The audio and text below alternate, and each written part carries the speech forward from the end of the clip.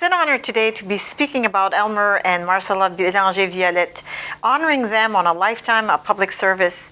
They reached out to so many people in the St. John Valley. They were responsive, open, nurturing, encouraging to see Elmer and Marcella go about their lives, raising their family, founding a beautiful home with incredible children. My piece evolved into the political end of it, and seeing him as a legislator, a state senator, and making a big difference. For example, finally eliminating this English-only law for the state of Maine was huge for all the Francophones of Maine. He also was one of our premier justices of the Maine Supreme Court, one of the only two Franco-Americans that made it to that level. You met him, you never would have known, either one of them, that they were as well-educated, sophisticated, as knowledgeable as they were, because they always maintained their Van Buren roots of small-town Maine, but reaching out to the international world, but always coming home to their roots. So they have been an incredible role model for many of us in the St. John Valley to emulate.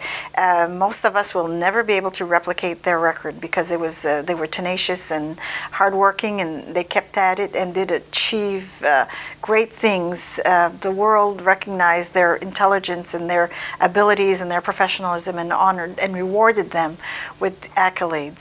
We should all have a person like Marcella in our lives.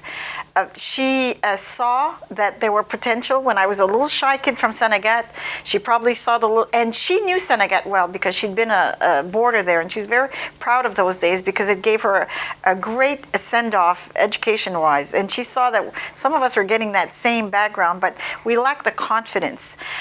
She spoke about the importance of being who you are. And when we were so far not being who we are, we were not allowed to be the Francophones and celebrating that wonderful culture. She spoke it out loud as one of the very first people to do that.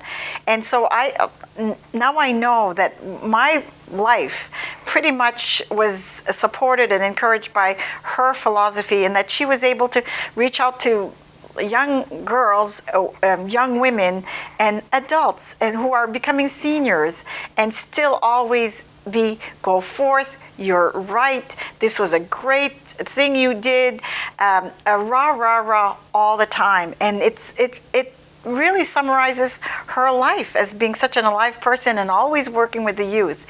And if I live to be in every day that I live, I will always continue doing that modeling of supporting the people around us and telling them when they're doing good things. And it's hard to believe that how our support where our support comes from in terms of people that are sent across our path on a daily basis. Elmer and Marcella are one of the most precious treasures that the Valley has produced. Their work, who they were as people are going to go down through the ages. And because of this exhibit, I think we will have a better sense of all that they did for our people. But they were one of our most precious natural resources. Bless them both and their beautiful children. I started getting fond memories of Marcella, Violette, because being from Van Buren and her being a teacher, I went through the elementary school, and Marcella taught me in the lower grades. But what I am very fond of, or what I remember about Marcella, is what she was passionate about is that our heritage, being from the Valley, being French, she wanted us to be proud of what we were.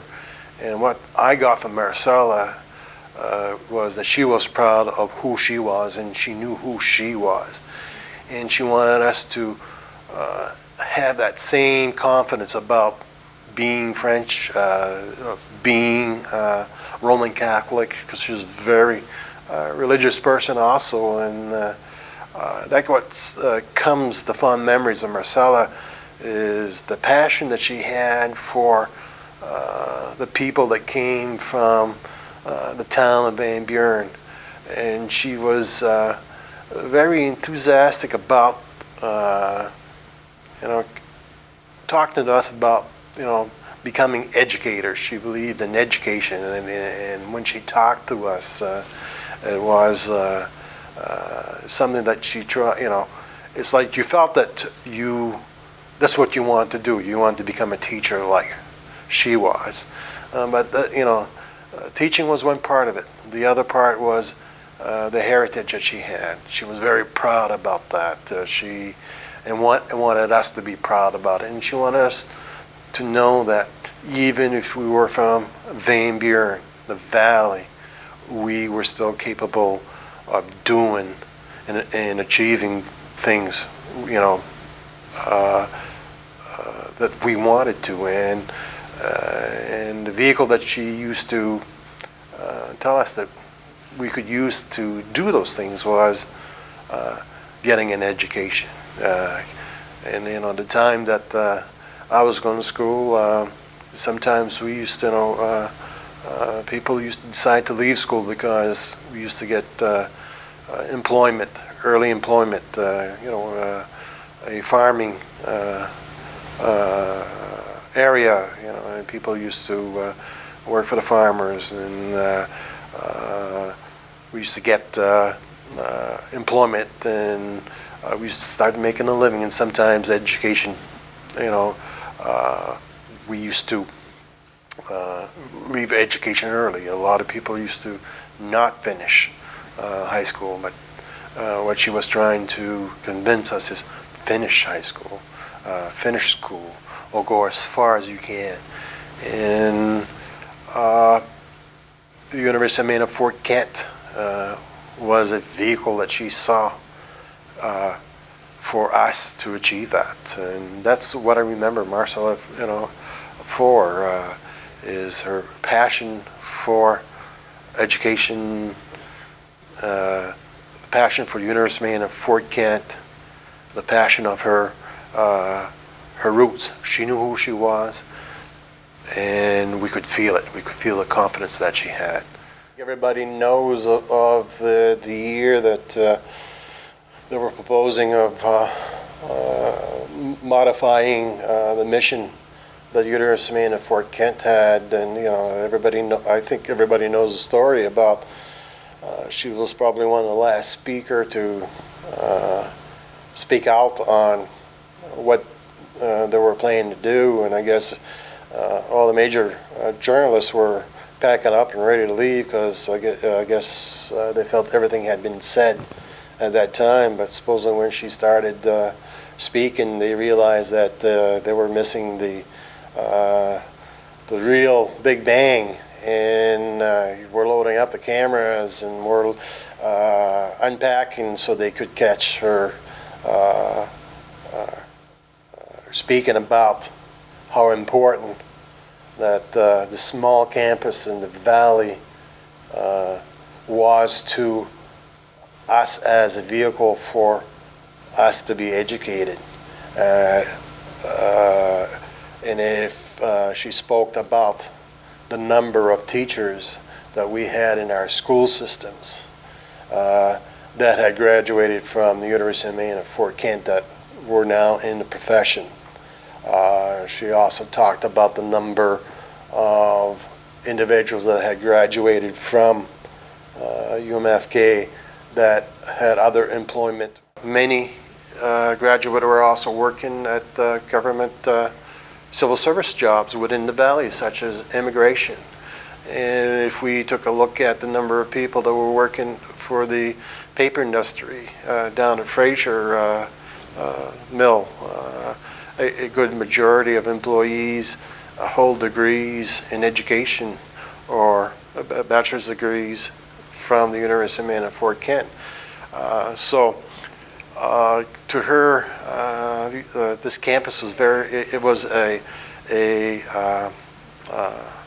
very valuable, and the modifications that they were talking about, she felt we were going to lose out. And so, everybody remembers that that outpouring of passion she had for UMFK at the time. And it's still something I remember to this day. And now, whether to me, if she wouldn't have spoke out, I don't think we would have seen the campus to where it's at today. It was a very small campus, not many buildings, but if you take a look at it today, the university has grown and now is offering not only to the valley, but we have people from all over the world attending UMFK. So I always think of Marcella Violette as the punch that saved UMFK from closing up, from not being would not exist today as it does. And so I think she saved UMFK. I think she was an advocate for the French heritage, because at one time French wasn't. It was accepted in our part of the country, in the valley, but I sometimes feel that the French language was stolen from me due to the fact that we could not or weren't allowed to speak it on school grounds. And I believe with Marcella Violette, it was important to try to regain that heritage and that language. And today I can walk into classrooms and classes are being taught both in French and in English, and being taught with our particular dialect, the Valley dialect. It's not Parisian French, but it's French as we speak up here. I think I first met Elmer in 1954 during the election campaign when Ed Muskie ran for governor for the first time. Elmer, who had served in the legislature with Governor Muskie in the 1946 group, that is, people who were elected in 1946, and continued as a leader in the Democratic Party in the St. John Valley. And I was, in 1954, executive secretary of the Democratic State Committee, working on the statewide campaign, including promoting legislators for the House of Representatives, where Democrats had very few members. I can't recall whether I met Marcella that year, but probably at one of the Democratic fundraisers in the Valley, I met her as well as Elmer. Over the next, close to 45 years or more, I got to see Elmer and Mars on a number of occasions every year, both in the Valley and in Washington, where I was working during the 1960s. In 1965 rather, when he and Emilian Levesque and John Martin came to Washington to testify on legislation connected with the Dickey Lincoln project for a dam or a set of dams on the Upper St. John River. John Martin at that time was a freshly elected member of the House from Eagle Lake. Emilian Levesque was a representative from Madawaska, and Elmer was state senator from the northern Aroostook area.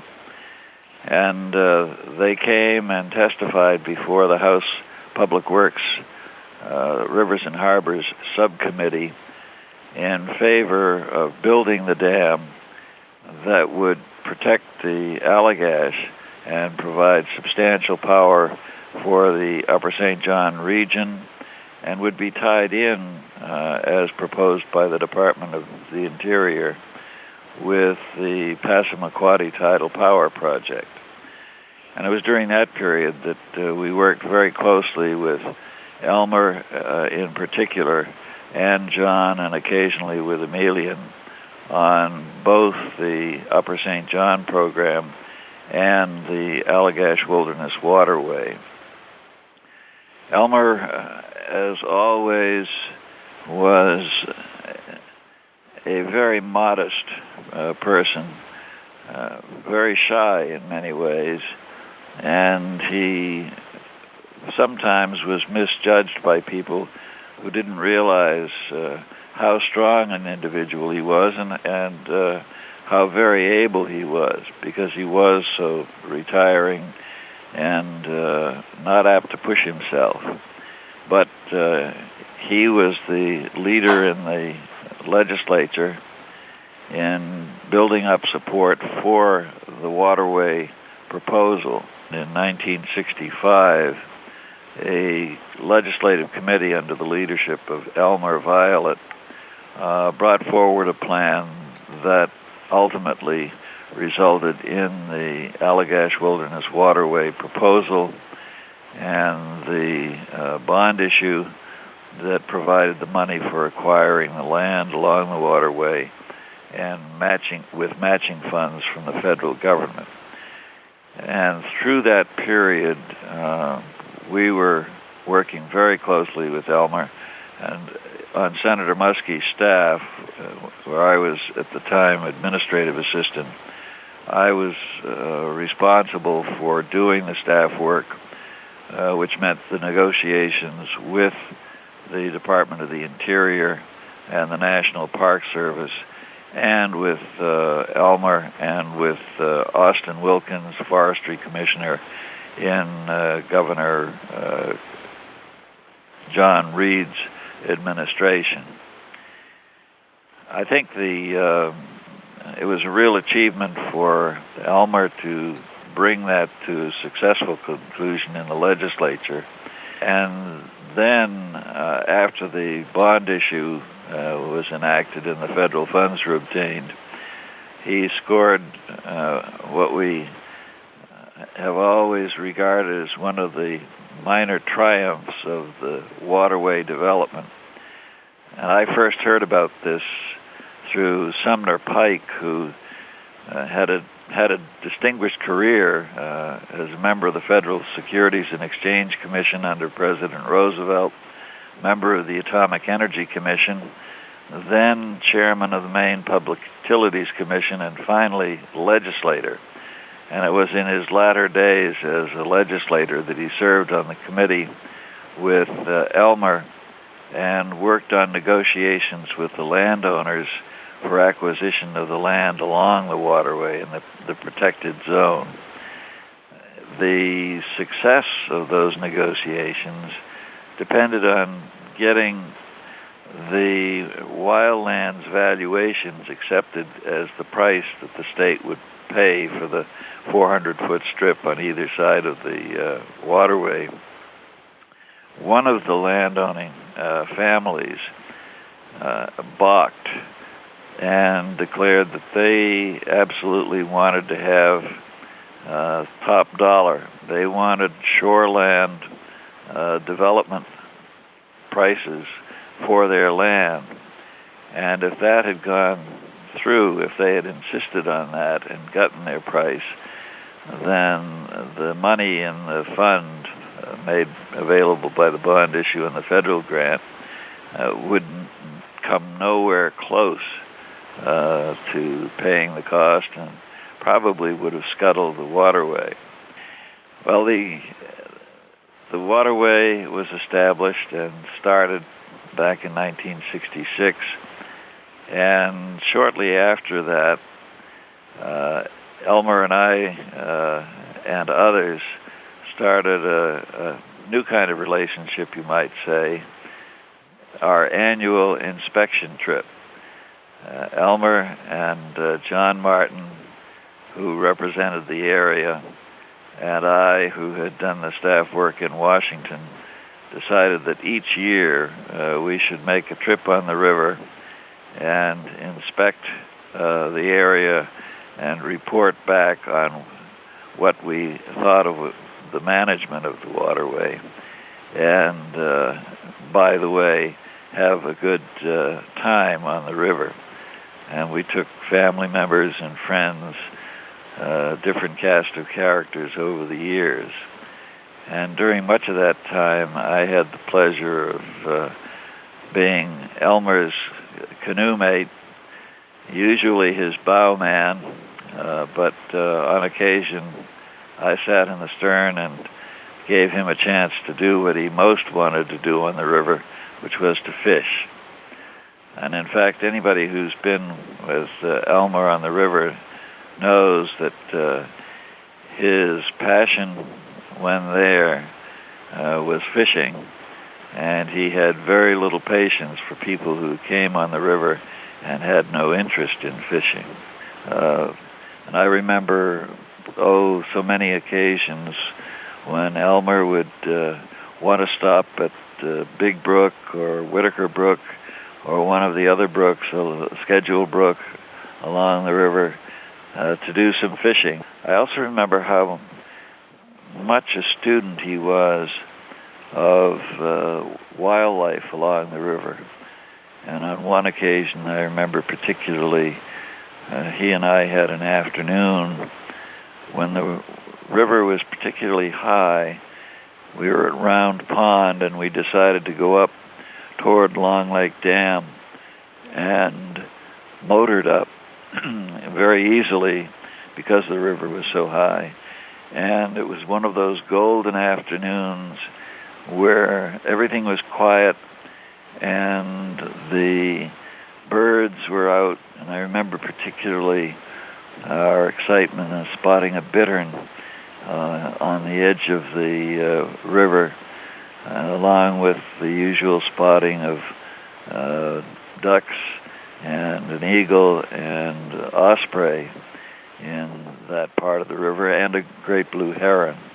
But that bittern standing quietly in a little backwater along the edge of the river was a great source of delight for Elmer and for me. Elmer was passionate about the river, and he was passionate about it in terms of its protection. He was fierce about seeing that the landowners, the lumbering companies, did not despoil it. And he was passionate about simply enjoying himself on the river. And he loved the canoe. He was a good instructor, taught me a lot about the finer points of paddling, and a little bit about fishing, and the pleasures of sitting around the campfire and talking with Elmer and hearing him talk about what it had been like for him when he was young and his father took him into the woods, his pleasure in hunting trips and fishing trips. And you could see it in the way he interacted with his sons, who came from time to time, and sometimes caused him problems. We should leave the river part of our story with a tale of Elmer and poor Tom, who was, I think, about 14 when Elmer took him on the river for the first time. And it so happened that Elmer had just bought himself a 20-foot chestnut wood and canvas canoe. It was an absolutely stunning piece of work, a beautiful canoe. And he brought it to the Allagash, fresh from the dealer, and ready for its christening. Tom came with him that trip and was going in the bow. And on Chase Rips, my wife, Hilda, who had come to spend the first day with us, along with niece, was assigned to ride in the canoe with Elmer. And she sat amidships in the bottom of the canoe while we went down through Chase Rips. And poor Tom hadn't had much experience reading the river, and he was very hesitant in giving signals to his father about rocks ahead. And Elmer got more and more frustrated as Tom went through the routine. "Dad, I think I see a rock on the..." "No, it's on the..." Boom, as they would hit a rock. And this happened more and more, and the more irritated Elmer became, the more nervous Tom became, until they came down hard on a rock in the middle of the river and hit it right under my dear wife, midships, cracking several ribs and breaking the canvas cover so that the water was coming into the canoe. She told me later that she very quietly took off her sneaker and started bailing as imperceptibly as she could, while Elmer fretted and they came down to the Big Eddy, pulled the canoe out where some temporary repairs of duct tape were put on, and the canoe finished the trip in good style, but it needed repairs. Well, Elmer was more than a man on the river. He was a leader in his community and a leader in the court and a leader in the church. And I remember spending a lot of time with him and with Marcella over the years and observing not only their devotion to each other, but their devotion to the community and their devotion to the church. And when one went to visit them over a weekend, as I did particularly in the 1966 campaign, when Elmer was running for the U.S. Senate and I was trying to help a bit in his campaign, on Sunday morning, it was off to Mass with the family, and I remember Elmer being a reader for the Mass. And we also remember, of course, Morris as the fiery defender of the University of Maine at Fort Kent at the time when Chancellor McNeil was proposing converting it from a full-fledged university into a junior college. And Marcella, marshaling her best French, delivered a speech that is still legendary and probably more than anyone else helped to sink the rather misguided attempt to cut back on higher education in the valley. Morris was as assertive and bouncy and forceful as Elmer was retiring and sometimes hesitant in his style. And they made a wonderful pair and brought up a great family who still delight the friends of Elmer and Morris. I met Marcella when I arrived here in 1963, and she was involved in the school at that time. And when we started our affiliate program in the 80s,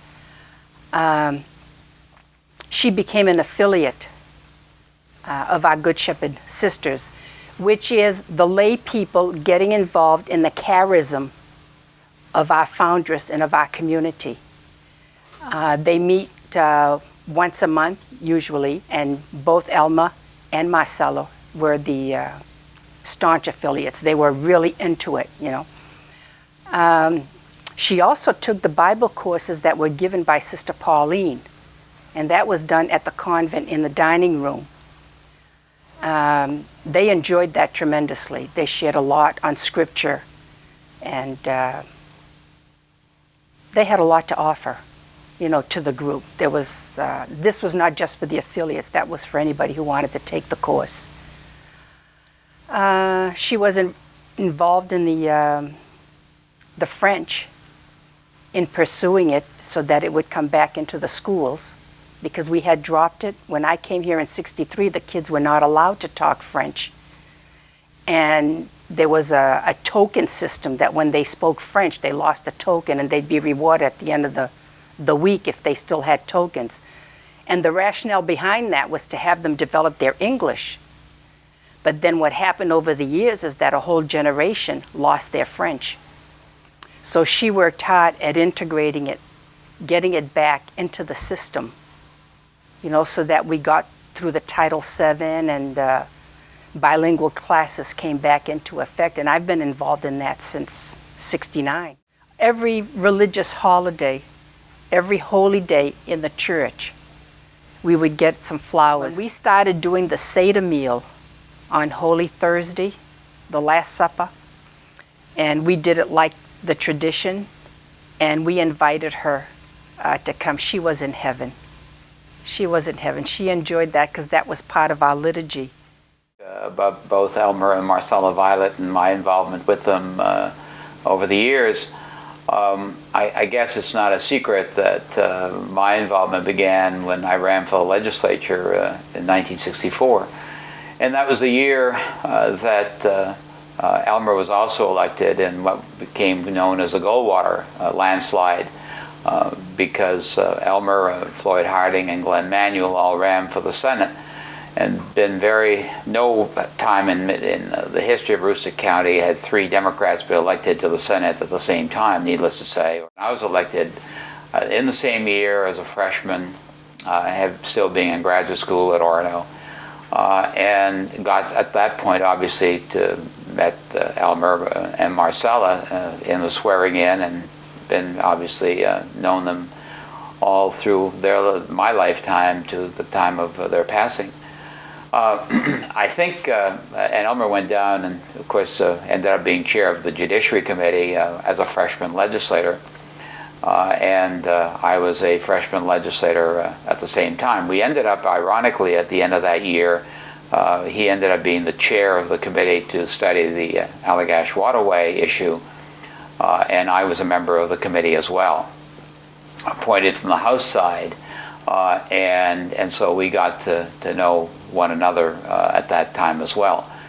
In 1966, he decided to run against Margaret Chase Smith, and I became the sole staffer. I was the campaign manager, I was a driver, and so I got to know MARCELLA and ELMER during that period, where we literally, I look back at that time when I was driving ELMER around the state, got literally to every single community. MARCELLA, you know, would very often ride the campaign trail on the basically driving around the state together. And MARCELLA would always make sure that there were certain things we had no choice but to do, and we would make sure that that was done, because we'd hear about it at the end of the campaign day if we didn't follow through. And there were certain people we had to see in every community because she knew them and knew that they would be helpful to the campaign. You know, through all this period, there was one thing that, you know, you will never hear, I don't think, anyone ever complain about ELMER and a lot of things that he stood for, and his work and his involvement in politics, or for that matter the local level in Van Buren, or anything else. I mean, frankly, he was always a most honorable individual, and certainly no question in my mind that one of the finest persons that I had ever known. as well as Marcella. Marcella, I think, was a lot more direct, and certainly was one who very quickly would tell you what she thought in a hurry, and whether you wanted to hear it or not, you quickly found out where she stood and what her feelings were about an issue. And of course, never, whenever you wanted to talk about the Valley or the French, she was very defensive about quote that she would put at her people, and felt very strongly that they were the best, and worked her magic by making sure that people wherever she was in the rest of the state that they knew that. Marcella's involvement, I think, in the campaign, both campaigns, both the campaign when he ran against Margaret and the '72 campaign, clearly played a role in Elmer's positions. I mean, because he obviously he listened to what she had to say. Of course, he was his own person, but she had input into the campaign and very much was a part of it. Probably more so in the congressional campaign. Of course, at that point, the children were a little older, and I do recall in Van Buren that night when we got the final returns out of Androscoggin County that he had lost, and she said, you know, maybe that's the way it was. That's the way it had to be. But I'll never forget that in Bill Cohen's hometown of Bangor, we almost carried Bangor. Elmer did a fantastic job in that race, and frankly, a few votes here and there reminded me, I suppose, to some degree, of the Kennedy victory, you know, and other elections where one vote makes a difference, and frankly, that's what it was all about. For a moment, I think what I want to do is talk about Marcella per se as an individual. I think that her being in many ways an only child and having had an opportunity to be involved in being able to go to college, being involved in getting her degrees in French, and being so faithful to not only her faith but also in her language, that she was very much an advocate for those people who believe that it's important to be bilingual. It's important to know another language and simply the one language perhaps that you are born with, or for that matter that we. So many people in this country right now talking about you have to be English and speak English and nothing else, and I think so many more people like that are extremely important, I think, in changing basically what people think across this country. Specifically in the Valley, I think that we are now, because of her work and the work of others, we're starting to see a change, and people are again proud to be Acadian or French or speak French and know something about their heritage and something about their culture. Never would she shy away, regardless of where she was, about talking specifically about the Valley, her people, and how important it was to know another language, and how important it was to know who you were. I think that when you look at people who've had an influence not only on the region but also on the rest of the state, Elmer is one of those that achieved that, and finally serving in the last number of years on the Supreme Court, prior to that in the Superior Court, serving as a judge. And clearly, I think when people appeared before him, especially when he was in Superior Court, because obviously people don't appear before and testify before the Supreme Court, but when he sat on the Superior Court, and the people were found guilty by the jury, he always found a way to deal with people that were probably in the worst day of their lives, standing before the judge for sentencing, and having watched him a number of times as he was sentencing people, that made them understand that they were individuals. They had a misfortune, but that they could at some point change their lives if they choose to do so. I think for many of them it made the difference. It was not throwing the book at them and saying that, you know, you're damned forever. But everyone had a potential ability to change, and that he hoped that by the fact that they were before him, that they would take the sentence and work their way to understand what they had done, and then to make restitution at some point, and then to move on, and then to make a life of what was left of the time that they would be on earth. So that's really one of the things that from his judicial side that I saw that was really always amazing to me. My mom did not want us to forget who we were, and who we were French Catholics, and that was very, very important to her. French was definitely her first language all of her life, and more so than my dad. Even before Advent began, we'd go with my dad out onto the Lake Road and go up under the farm, and we'd pick out our Christmas tree, and we'd pick out also other trees to use boughs of pine and fir to use for wreaths, but we also picked out cedar, and that cedar would be taken home and brought into the basement and warmed up, and my dad had these wooden circular forms that he would make our Advent wreaths out of. And so it was always fascinating to me to watch him take the boughs of the cedar and the wire and those wooden circles and just, you know, put the boughs on there and cut and snip, and, you know, a little bit later you'd have these cedar wreaths. And we always had an Advent wreath on our table with candles, and there was 4 candles on them. There was 3 purple and a pink. And what we would do is that on the first Sunday of Advent, which was called Stir Up Sunday, we would begin to light the candles, and there was one that was lit every week. And so the first candle was lit for the first week, and we would eat in the dark with just whatever candles that we had. So the first week was pretty dark. And one of my brothers, my brother Paul, would always claim that my mother would just serve us substandard food during that time because we really couldn't tell what we were eating. My parents definitely lived their faith. From time to time, you know, I'd go down in the middle of the night if I had gotten up. And there were a number of times that I'd go down and find my dad in his favorite chair in the living room, and he'd be saying his rosary or contemplating something. And almost every night I would see my mom on her knees through the crack in her door, and she'd be praying by her bedside. My mother, being an educator, she grew up with a great love for literature and for books, and she taught us great respect for books.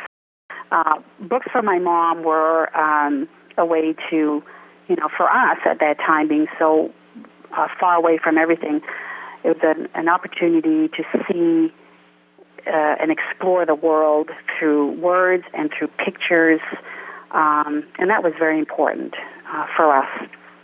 Our home was like a library. I think we probably had more books than our small public library at that time.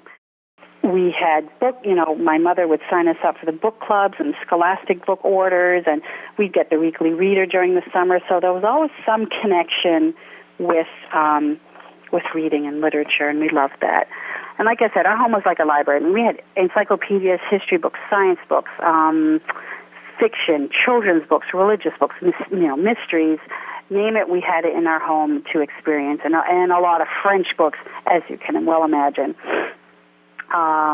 Reading and learning and knowledge was very important to my parents to be able to instill that in us.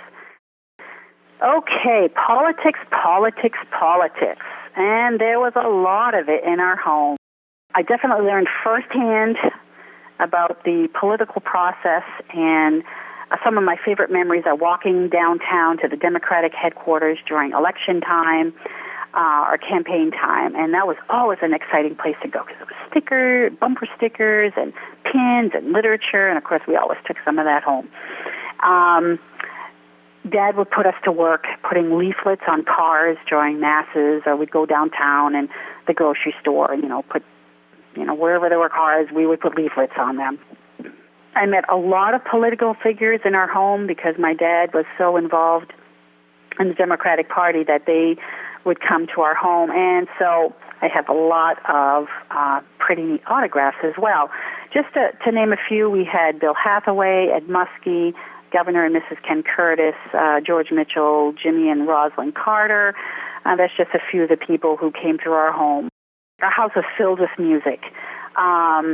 Whether it was the radio or records or my mom playing the piano or my mom singing, our home, or she'd be singing around the house or at the piano. And so we were always exposed to many different types of music. I took piano for many years. I also played the saxophone in junior high and high school, and I was part of a jazz band. So that also influenced us and influenced all of us. And so music was also a very important part of my mom's life and also my dad. My mom was always dancing and singing around the house.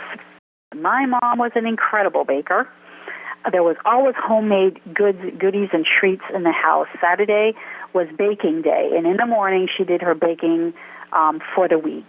And that was always fun. I would stand right by her and watch her, and I just thought it was always amazing how she would just put stuff together and bake it, and it would taste good, also good. And there was all sorts of selections, cakes, pies, cookies, squares, fudge, name it, and she could make it. Everything was homemade. I'm going to talk a little bit about service and honesty and integrity. That was something that I learned by watching the lives of my parents every day, from my dad's family and relatives to his law practice to his political career. It was always service, very important, whether it's family, the clients of his law practice, those that he represented in Augusta, hard decisions that he made on the judicial bench, all the positions that he held in our church parish on committees, fundraisers. It was good, but I think it was also a challenge for both of them, and I think most especially for my mom. From education to church committees to all the reading clubs that she formed, and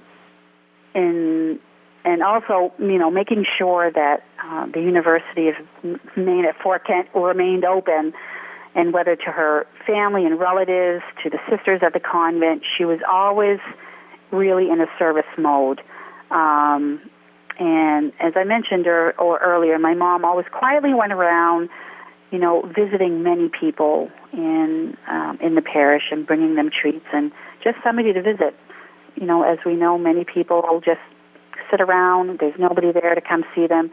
And for some reason, she always kind of knew of these individuals and would go and just sit with them and chat with them regularly for short periods of time, but she would go see them regularly.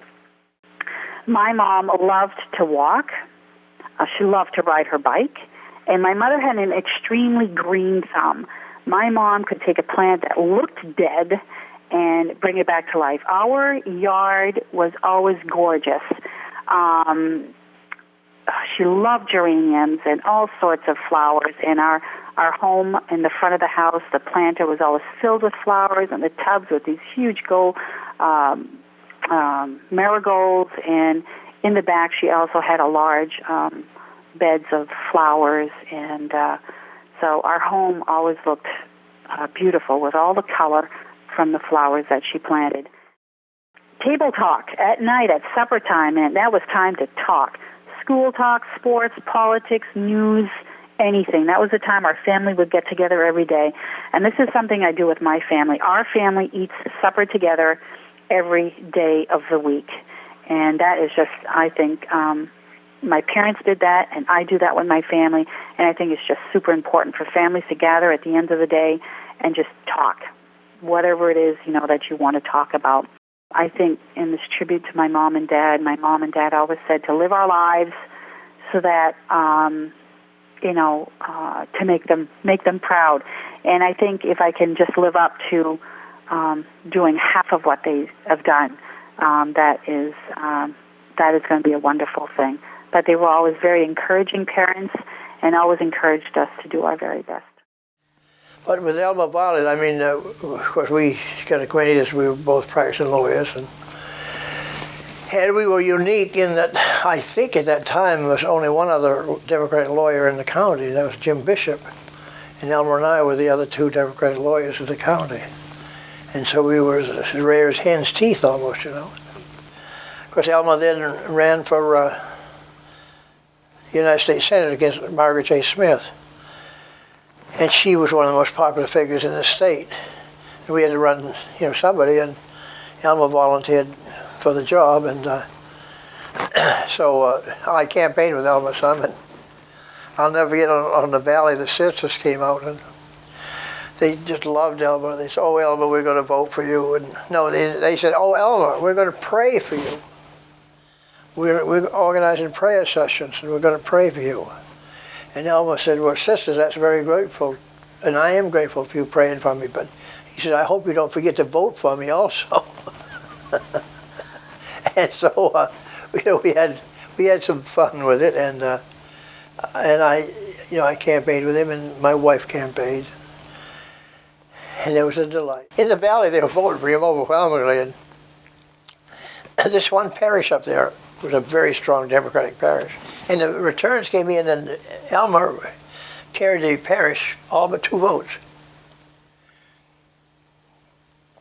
Excuse me, and the priest said, "I got to find out who those 2 people are that voted against Elmer. See, once I find out about them, I mean, I'm telling you, they're going to know that I know about it, and they're going to pay a price, because we don't stand for that up here. You're for Elmer, or you're not very good." Marcella. I remember we brought her up on a campaign. We stopped in Monticello. Your campaign is just limited in the time you can spend, and we only had 10 minutes to stop at Monticello. And so I was chairman of the county committee, and I called on Marcella to say a few words. And she got into a speech about how bad Republicans were and how good Democrats were. My God, she went on and on. I tried to stop her, and think of things. But she would not stop for an answer. My God, she talked for half an hour. And your time is very limited, you have to schedule it. So I think we just got up and left. She was still talking. God love her, she was so enthusiastic and such a lovable person, and they were going to thinking of merging the University of Maine at Fort Kent, cutting it back. And boy, I'm telling you, she was like a tiger fighting that proposition. She led the opposition to it being closed or cut back. And how eloquent she was in the speech that she made in Fort Kent of why they should keep that open. Example which they set for families, for the church, for politicians, for public affairs. I mean, they're the epitome of outstanding citizens. That's what I think their contribution. They set an example for all of us. And when you stood in their shadow, you knew you were there in their shadow. I mean, they were 2 great leaders, each in their own right. And Elmer and Marcella were very strong, very powerful in that church, They were very good. And the priest loved them so much, like I told you about him being so mad that 2 people voted against him, And the schools, I mean, they were had an impact in the schools. And in the colleges, this college, we were going to close it, just cut it back. They got right out and fought for it. And they fought for the dam on the Allagash, Elmer spent a good part of his public life fighting for public power because it'd bring cheap electricity, and cheap electricity meant that you could have jobs, and so that people could stay in the valley. And this was a theory that Elmer loved. He loved the kids, and he wanted them to stay in the valley. But they couldn't stay in the valley because there was no jobs. and they couldn't have jobs because they paid so much for electricity, for power, to generate power. Said it wasn't productive to do, put machinery and stuff in there to do things. So Elmer spent his life almost fighting for public power, so that the young people could stay and have work to do. That was his passion. That was the theme of his campaigns. You look at his campaigns, how hard he fought for public power. Because it meant that the kids that he loved so much could stay in the valley. They wouldn't have to leave. He loved the valley, and he thought it's the best place in all the world to bring up children, raise young people. It was the message they got from living in the valley. They saw how strongly he felt. And he felt that we needed to have industry so they could work there and stay there. And Elmer was so humble, though.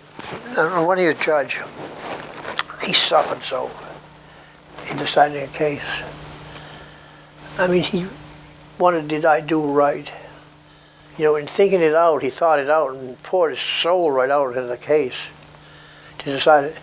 And after he decided it, he would mull it over again and again in his mind. Did I do the right thing? Did I really do the right thing?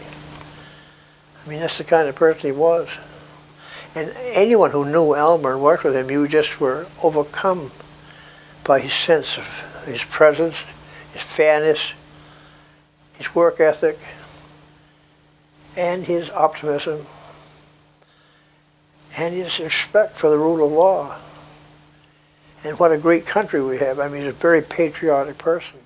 I'm the oldest son of my mother, Marcella, and my father, Elmer, Violette's 5 children.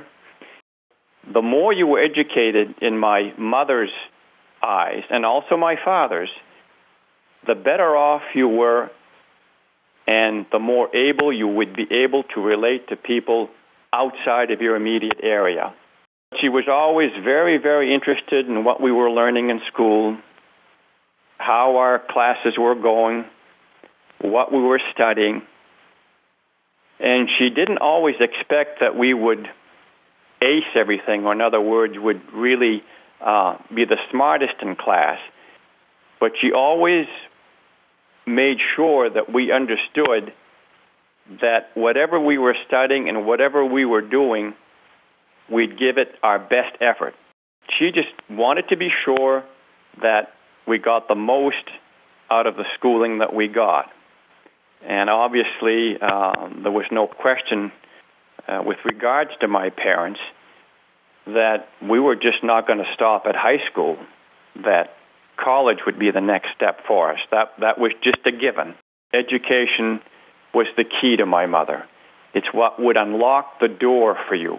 It's what would enable you to reach a lot of the potential you had as an individual. My mother was a very focused individual.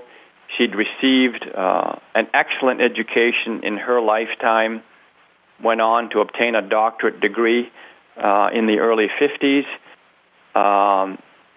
So she saw education as a means of improving yourself and getting on in the world. I have a little story to tell here about my mother and her mother. This would have been about 1940. I believe at the time my mother was in college. But anyway, it was either in the summertime or my mother was home on break.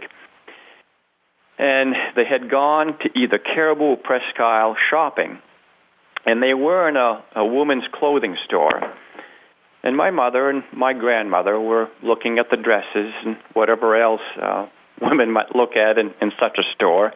And obviously they were conversing in French because my grandmother was much more at home in French, and it was their native language after all. So anyway, they were speaking in French, and as they were doing this, my mother could overhear a few of the clerks at the store kind of making fun at them, the fact that they were speaking French. And they kept doing this, and after a while my mother got quite perturbed, if you would know my mother, and she went over to the two young clerks and in perfect English said, "What's the matter with you folks? You don't care or like us speaking French? What's your problem?" And of course, they were very taken aback because they never expected anybody to be able to come back and speak to them in such a way in an excellent English, probably better or just as good as the English that the two clerks were speaking. And to make a story short, my mother said, "Well, I guess you don't need our money," and they simply walked out of the store. As they were in the car, my mother said that my grandmother said, and I will say this in French, Marcella a dit, "Nous autres, on peut parler deux langues." Marcella, my grandmother said, "We can speak two languages. Eux autres, ils peuvent parler une langue." While these two clerks, they can only speak one language. So she couldn't kind of understand what the problem was, and obviously my grandmother was totally correct. Although she would have had quite a French accent when she spoke English, she could get along in English. But these two clerks could not speak a word of French. So it's just a story to illustrate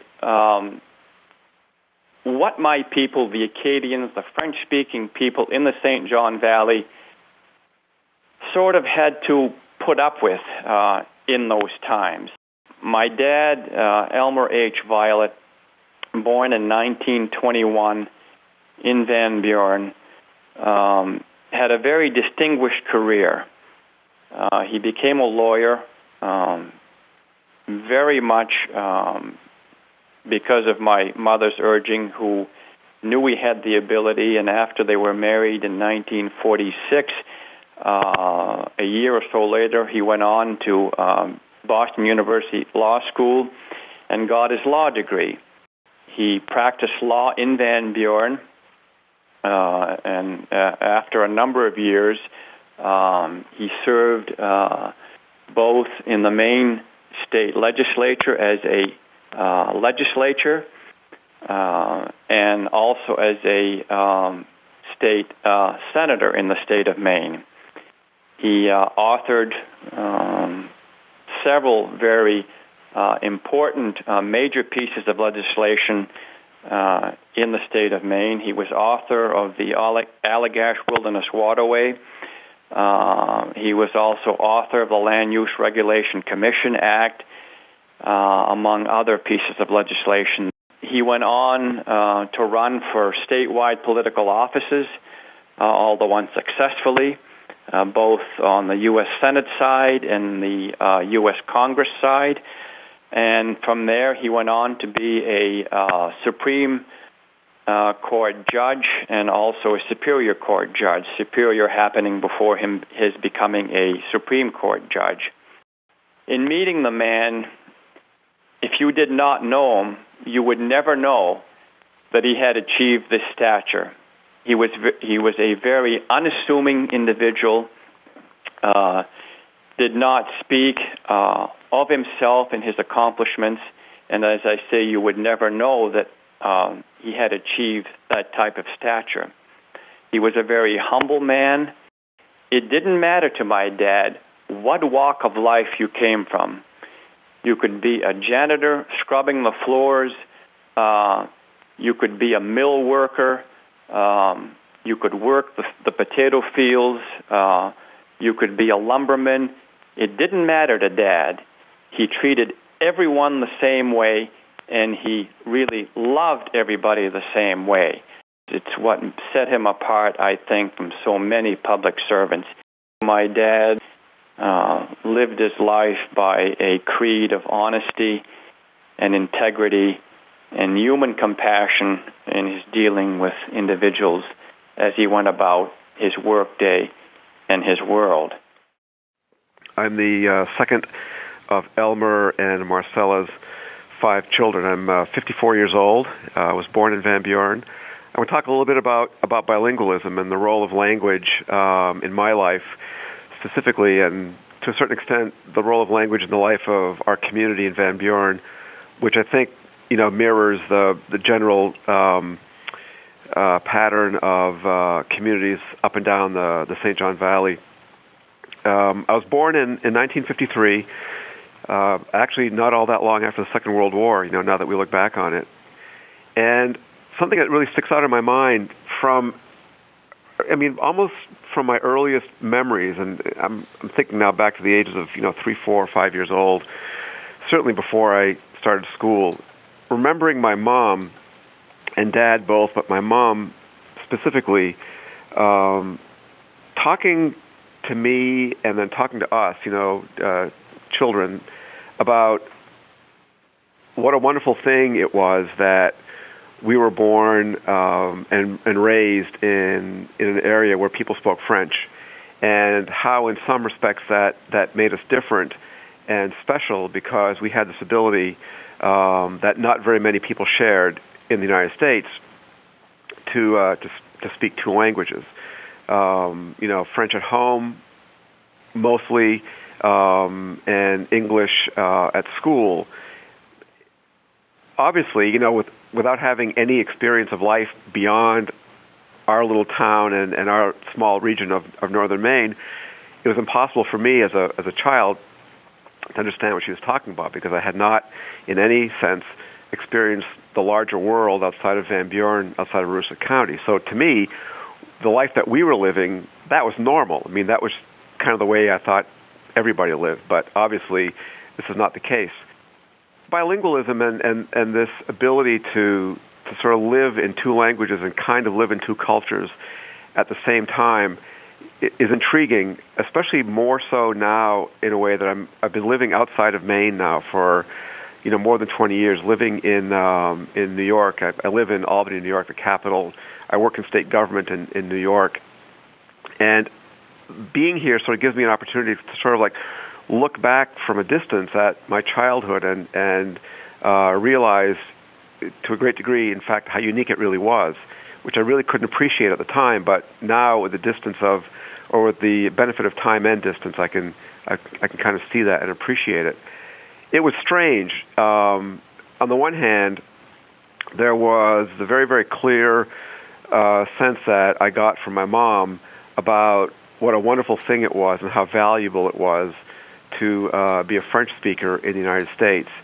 And that encouragement and the value that she placed on that language ability was came at a very sharp conflict at a very young age. When I started school, the law at the time in Maine, and I'm not sure whether Maine was typical of other states or not, but at least in Maine, the law for public schools was that it was illegal to speak, quote unquote, a foreign language in public school classrooms in Maine. And so for us in Van Buren, and I think the same is true in other towns in the valley, Madawaska, Fort Kent, Frenchville, Grand Isle, et cetera, we native French speakers, and of course we were living in communities where 80 to 99% of the residents were native French speakers. When we crossed the doorway into school, suddenly the language that we spoke at home, the language that we spoke on the streets in town was illegal. So I witnessed from a very early age, beginning at the primary in kindergarten, I witnessed some of my classmates at the ages of 5 and 6 years old being punished in class for speaking the only language that they knew, which was French. And at that young age, it was very difficult to sort of figure out, well, what did that mean? The very teachers with whom I would, when I would run into them in town, and I would speak French with them, because that was a common language, these same teachers were punishing my classmates now in class for speaking French. And that created, I think, sort of like an internal conflict, or almost like a schizophrenia between, at a language level, about, well, my folks are telling me that French is a great thing. My teachers are punishing us in class for speaking it. What's going on? This resulted probably when I was in the 5th grade. The exact dates of this are kind of like lost in the fog of time, but probably when I was around 10 years old, maybe 11 years old, being in my mémère's house, Mémère Belanger, who was my mother's mom, and we would hang out there a lot because she had a TV. We didn't have a TV in our house until the very early 60s, and I think I was about 8 or 9 years old before we got a TV, maybe 10. So we would hang out at Mémère Belanger's because she had a TV, and I remember Mémère Belanger was very much not unilingual, but she was clearly much more comfortable speaking to anybody in French than she was in English. So she would always speak to me in French, and I would typically respond to her in French, and that was our relationship. But on this one day, for who knows what reason, she spoke to me in French.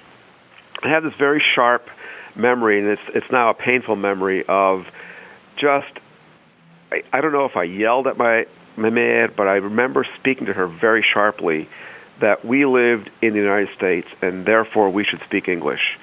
And that I just have this vision of her looking at me just dumbfounded. I mean, probably almost looking at me like I was some alien, clearly not her grandson, standing there in her living room and as maybe a 10-year-old, just telling her essentially that the language that she had always spoken to me and the language that she'd spoken all her life was suddenly now not at all valued by me. And I think I ran out of the house. I think I ran out of her house after that, maybe 30-second outburst, and went back home. And from then on, I think, for several years anyway, I would only pretty much speak to my Mémère Belanger and my other relatives in English. Something that I'd gotten from, being in school now for, 4, 5, 6 years, and learning that if French was not something to be ashamed of, it was at least something that you didn't want to speak, otherwise you risked being punished for it. I feel that I feel like I've lost a tremendous fluency in speaking French over the years because I kind of stopped speaking it almost voluntarily for quite some time because of this conflict that I was dealing with. But I don't think I'm the only person of my generation who was dealing with that kind of internal conflict at the time. I think it was relatively typical for many of my classmates and many people who grew up in the Valley in the 50s and 60s. She was certainly a presence in the town. Yeah. I think Marcella was felt close to me maybe also because of her Canadian ties, the Grand Falls area.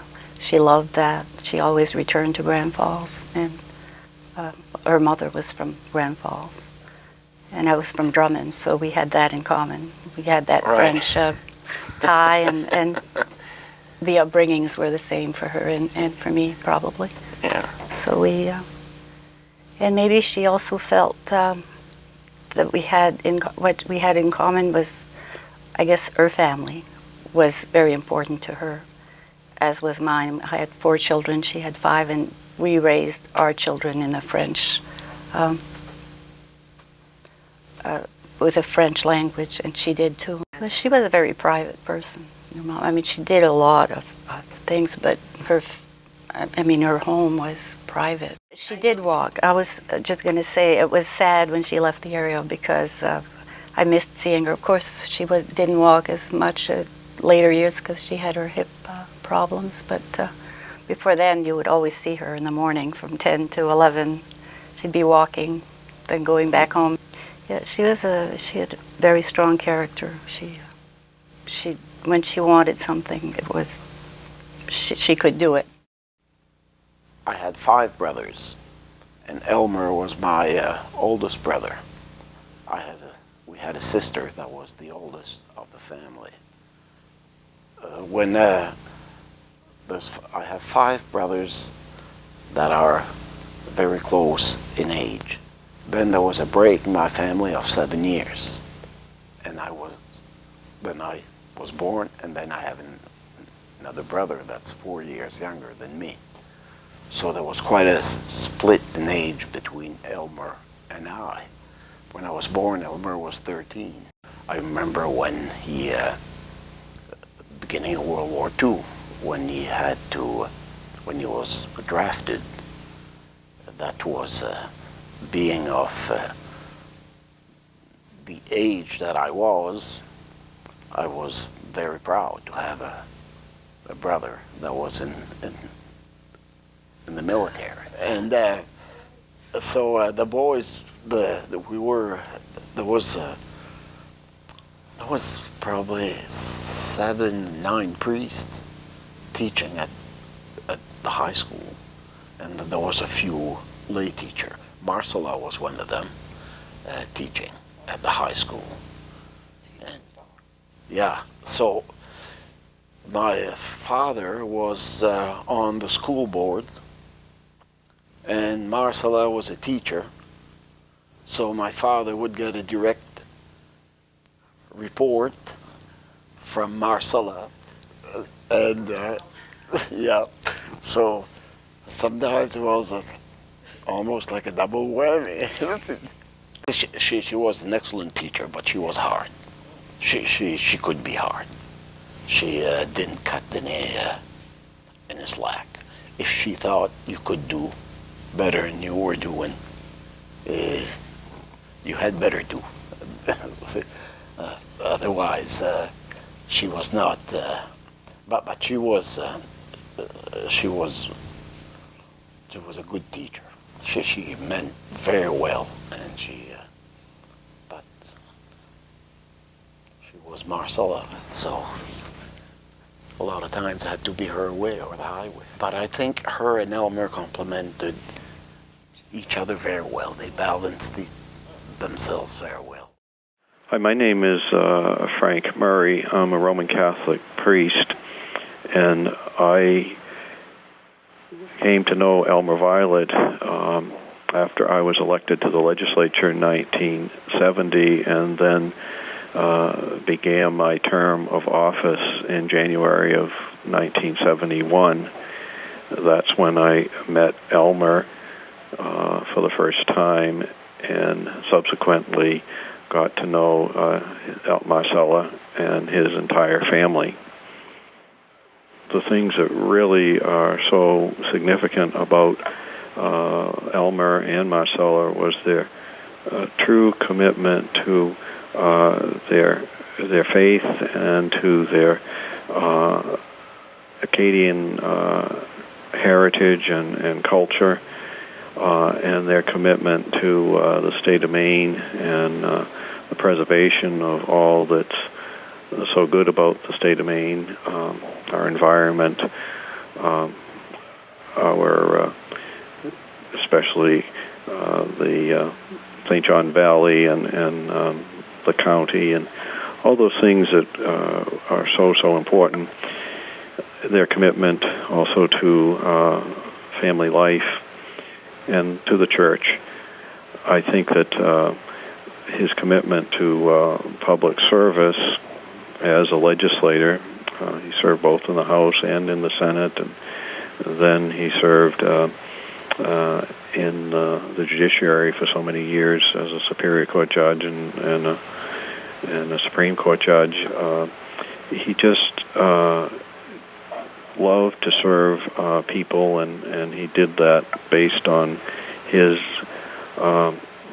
fundamental beliefs in the goodness of people and God's desire to have him serve, and his commitment to the creation of the Allagash Wilderness Waterway in the 1960s, showed me that when you really believe in something and you really work hard, you can build consensus among people that have differing opinions and come up with something that's very good. Some of the things that Elmer was able to pass into law continue to help us in the state of Maine today to preserve the wonderful natural environment that we have. And with saying all these things, the most important thing was the honesty and the humility that both Elmer and Marcella had. They never focused on their personal accomplishments. You would never know that Marcella had a doctorate unless you asked her directly about her education, and yet she was a woman who was way ahead of her time in terms of making sure that she was well educated and then committing to young people to see that value and to really push themselves to do their best and to achieve their goals, and making sure those goals were set high. I think their commitment to their heritage, preserving the French language in the Valley, and making sure that education was something that encouraged people to maintain their bilingual abilities, as opposed to forgetting maybe their first language just because it wasn't English, and focusing just on English. They were really committed to what they knew was valuable and good, and they found ways to convince others and to assure that those things that were valuable, language and culture and environment and family, really were able to not only survive but thrive. They're great people, and anything that we can learn from them, I would say, is very, very valuable, and they will continue their work through their great family, their 5 children, and all those who have been inspired by them. They're just 2 great citizens of the Valley and of the county and of the state of Maine, and I love them very much, and I'm just so proud of their accomplishments.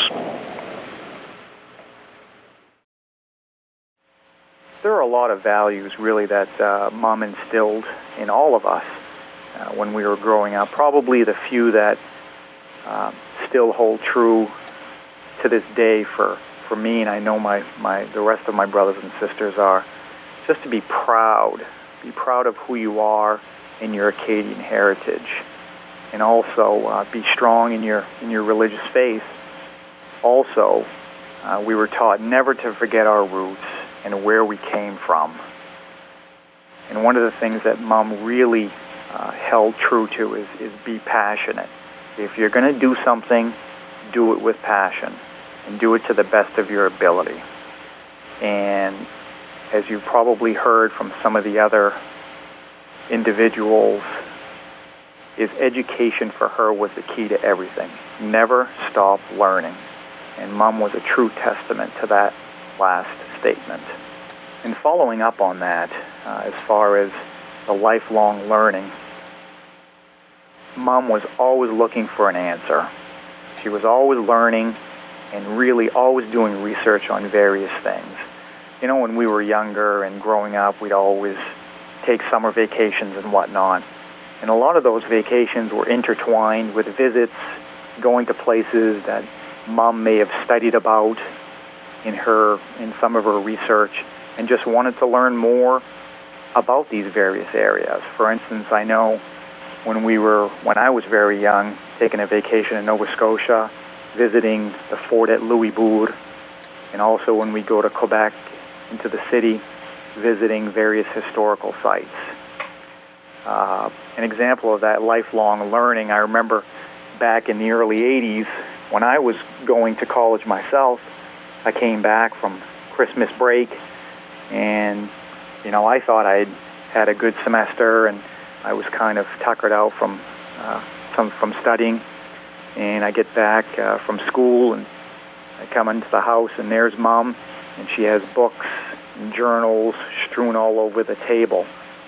And I asked her, I said, Mom, what are you doing? And she says, well, I'm in the middle of a major research project. And that just really kind of stuck with me, that even at that age, she was still always searching for that answer, trying to better herself in various areas. Probably 2 of the greatest assets that Mom had was her passion and her commitment to those organizations that she became involved in. And certainly the one area and the one organization that stood head and shoulders above the others was her dedication to UMFK. She always spoke with tremendous pride when she spoke about UMFK. And she always held a very special place in her heart for the university. It was almost like a mother bear guarding her cubs. And we all know what happens when somebody starts trying to disrupt the little cubs. Mother bear comes running, and it was something that was very, as one of her sons was quite empowering to see her show that passion and that commitment. Mom really left a great legacy, not just to her family, but to the entire St. John Valley and certainly the statewide Franco-American community. Welcome to the Acadian Village. This is a reconstructed village to depict the lives of the Acadians starting in 1785. This is when the Acadians came to the valley. The village was established as a bicentennial program in 1976, and we have now grown into 17 completely furnished buildings depicting the time that the buildings represent. Our little chapel, built by the Knights of Columbus, has a Mass, a Catholic Mass here twice a year, usually in July and then on August 15, which is the Feast of Our Lady of Assumption. When Marcella Violette lived in our town, she never missed any of our Masses. She and her husband were very happy to always come and join us to celebrate Mass. As a matter of fact, Elmer would be always willing to read some of the Gospels for us. This is a one-room schoolhouse. It was built in Hamlin, but actually there were similar schoolhouses like this in the town of Van Buren. And Marcella Violette, Bélanger Violette, would have attended a one-room schoolhouse as a little girl. She later on went to school in Saint Agathe at the convent. And Marcella was a very important person when where it came to language. Marcella's heart was in her French. Et oui, Marcella, on a accompli tout ce que tu vois là aujourd'hui. Marcella aimait bien parler français et elle appartenait au club français pour qu'on puisse préserver notre français dans la vallée. Marcella, on te remercie pour toutes les choses que tu as faites pour nos enfants et pour notre beau Saint-Jean-Vallée. Marcella, Bélanger, Violet, and I traveled to many meetings along the valley, especially to our French club meeting. I would pick she and Elmer up, and we would go up to Fort Kent or to Saint Agathe, always with the enthusiasm that our French language, our heritage, was the most important thing to her. She always reminded us that on doit parler français à nos enfants. Et c'est quelque chose que beaucoup de nous autres n'ont jamais fait. Pour la raison qu'on a été dit quand on est à l'école qu'on ne doit pas parler anglais, en français à l'école, il fallait qu'on parle anglais. Et puis, nos enfants ont parti en cause de cette chose-là. On ne parle pas à nos enfants comme qu'on aurait dû. Marcella, ça y faisait bien de la peine que notre français était perdu dans nos jeunes générations.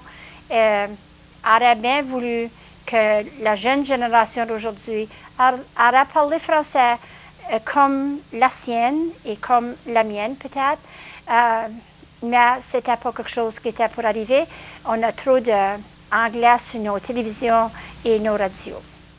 Marcella aimait bien venir au village acadien, elle venait pour des parties qu'on faisait au hall de récréation, et Elmer aimait bien venir à la chapelle de temps en temps pour lire l'Évangile avec les évangiles avec le prêtre et faire les...